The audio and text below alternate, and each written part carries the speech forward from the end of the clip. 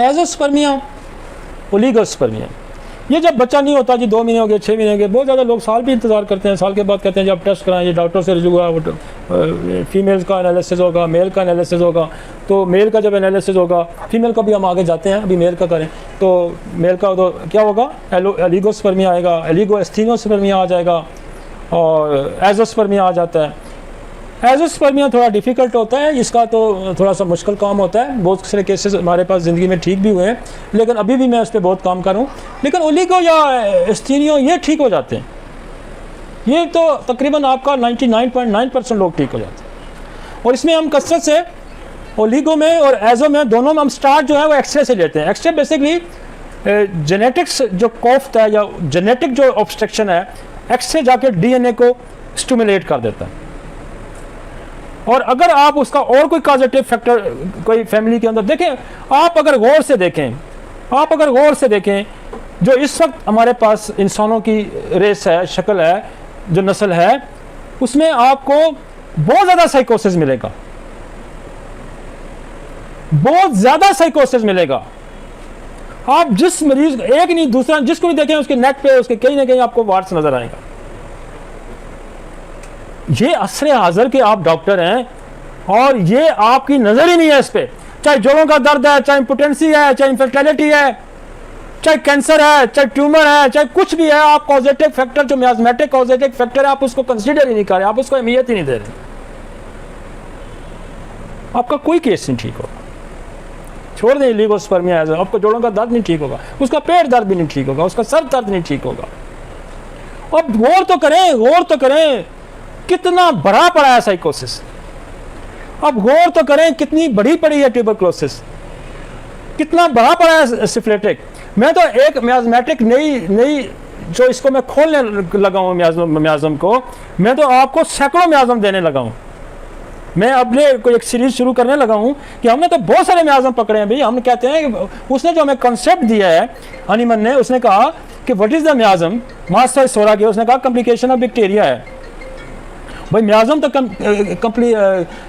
Complication of bacteria है, मियाज़म तो complication of virus है, फंगल है, पैरासाइट है। भाई आपका टाइफाइड की अगर आप कॉम्प्लिकेशन देखें तो अगर उसकी अगर कॉम्प्लिकेशन देखें, आप TB की कॉम्प्लिकेशन देखें, आप H. pylori की कॉम्प्लिकेशन देखें, कैंसर तक बना रहा है। तो ये सारे जो हैं बेशुमार मियाज़म हैं जो हम लोगों को बताएंगे कि इसकी पूरी एक सीरीज़ है कॉम्प्लिकेशंस की। जाके हम 2 मियाज़म को भी नहीं समझ पा रहे अभी तक, हमारे लोग 2 मियाज़म को भी अभी तक नहीं समझ पा रहे। लेकिन हम क्लिनिकल प्रैक्टिस में देखते हैं कि एक पेशेंट को टाइफाइड हुआ है, उसके बाल गिर गए हैं, उसकी नज़र कमज़ोर हो गई है, उसके पित्ते में पथरी पैदा हो गई है, उसका लिवर ख़राब हो गया है, उसकी स्किन ख़राब हो गई है। टाइफाइड की इतनी कॉम्प्लिकेशन आ रही हैं।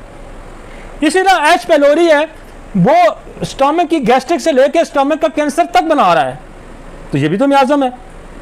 क्लेमीडिया है, आपका इकोलाई है, इतना बड़ा पड़ा है इकोलाई यूरिनरी ट्रैक के अंदर हमें मिलता है, बेशुमार इकोलाई।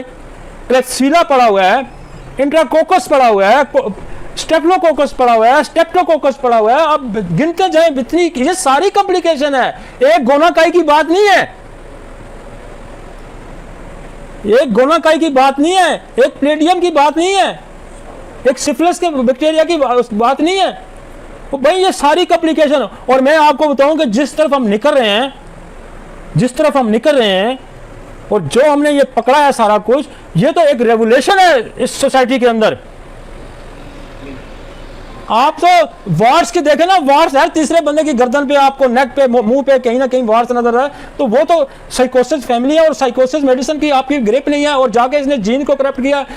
पॉजिटिव फैक्टर जीन की करप्शन का जो साइकोसिस है, पॉजिटिव फैक्टर DNA की करप्शन का ट्यूबरक्लोसिस है, पॉजिटिव फैक्टर DNA की सिफिलिस है, H. pylori है, इकोलाई है, और ये पॉजिटिव फैक्टर है। हम इसको एड्रेस नहीं करेंगे। और खुदा का करम है और शुक्र है उस रब का कि हमारे पास इन पॉजिटिव फैक्टर को एड्रेस करने के लिए मेडिसिन मौजूद है। जब किसी दूसरी साइंस के पास, साइकोसिस को दूर करने के लिए किसी दूसरी साइंस के पास मेडिसिन नहीं है। भाई एक एलिमेंट है। तो हम तो इतने रिजिड हो गए हैं, हमारी जो लोग हैं जो इस पे जो साइकोसिस को नहीं समझ रहे, जो मियाज़म को समझ नहीं रहे और मियाज़मेटिक मेडिसिन को देना गुनाह समझते हैं। अगर वो मियाज़मेटिक मेडिसिन को गुनाह समझते हैं देना, तो वो कैसे क्रोनिक डिजीज़ को ठीक करेंगे? आप जरा गौर तो करें, मैं बार बार इस पर स्ट्रेस करूंगा, आप तो गौर तो करें आपको कितना साइकोसिस मिल रहा है। अब गौर तो करें, जिन लोगों का साइनसाइटिस नहीं ठीक हो रहा, जिनके गले नहीं ठीक हो रहे, जिनके इन्फेक्शन नहीं ठीक हो रहे, उनके बेस में जाके हिस्ट्री में देखें कितना ट्यूबरकुलोसिस मिलेगा। तो ये जो कॉस्ट है, ये जो स्पर्म का ना बनना है, ये स्पर्म का डिफेक्टिव हो जाना है, इसके पीछे सारे इन्फेक्शंस हैं। और इन इन्फेक्शन को मैं उस दिन भी एक बंदे का मैंने एनालिसिस किया, उसके अंदर उसको अंदर एसटीडी भी मौजूद थी, उसके अंदर इकोलाई भी मौजूद थी, उसके अंदर गनोरिया भी है, उसके अंदर सिफिलिस भी पाया जाता है, और वो ओलिगोएज़ोस्पर्मिया का शिकार है। अब देखें ना 3-3, 4-4 कॉजेज आ रहे हैं उसमें के अंदर। तो अगर हम इसको एड्रेस नहीं करेंगे, और ये अब एड्रेस करना ज़रूरी है। आपके पेज जो ठीक हो रहे हैं उसकी वजह ये ठीक हो रहे हैं, ठीक है, आपके पास सोरक मेडिसिन है, आपके पास बड़ी वसी फील्ड है, आपके पास कॉन्स्टिट्यूशनल मेडिसिन हैं, आपके पास कॉजेटिव फैक्टर के मेडिसिन मौजूद हैं, आपके पास बैक्टीरियल मियाज़मेटिक मेडिसिन आपके पास मौजूद है। तो आपके पास तो मेडिसिन की बड़ी तादाद है, आपके पास पॉइजन की एक बड़ी रेंज है मेडिसिन की। तो होम्योपैथ जो है, अगर वो आंखें कान खोल के और उसके पास अगर तालीम हो, एजुकेशन हो, तो दुनिया में ये इस वक्त इससे बेहतर साइंस ही कोई नहीं है। लेकिन हमारी कमबख्ती ये है कि हम अभी तक इस चीज़ को नहीं समझ रहे, और अगर जो समझ रहा होता है उसके ऊपर हम पत्थर बड़े फेंक रहे हैं, उसके रास्ते में हम रुकावटें, क्योंकि हमें कुछ समझ नहीं है। हमें जिस हद तक समझ है, हम उससे आगे दूसरे को जाना देख नहीं सकते।